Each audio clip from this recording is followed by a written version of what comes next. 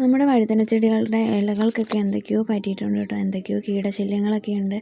അപ്പോൾ എന്നാലും അതിൽ കുറേയൊക്കെ പൂവിട്ട് മുട്ടൊക്കെ ആയിട്ട് നിൽക്കുന്നുണ്ട് കേട്ടോ. അപ്പോൾ അതൊക്കെ കണ്ടപ്പം വളരെ സന്തോഷം തോന്നി. അങ്ങനെ നിൽക്കുമ്പോഴാണ് നമ്മുടെ മുട്ടപ്പഴം ഒരെണ്ണം താഴേക്ക് വീഴുന്നത് കേട്ടോ. നല്ല പഴുത്ത് പൊട്ടി വീണതാണ് കേട്ടോ. അപ്പോൾ നമ്മുടെ മുട്ടപ്പഴത്തിൻ്റെ മരമാണ് കേട്ടോ ഇത്.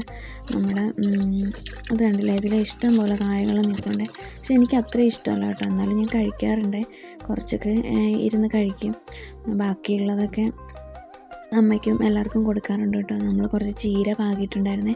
നമ്മുടെ ചീരയൊക്കെ ഇത്രയും വലുതായിട്ടുണ്ട് കേട്ടോ. അപ്പോൾ അതിൽ കുറച്ച് പച്ചമുളകിൻ്റെ തൈയൊക്കെ കിളുത്ത് വരുന്നുണ്ട്. അതൊക്കെ നമ്മൾ പാകി കൊടുത്തതാണേ.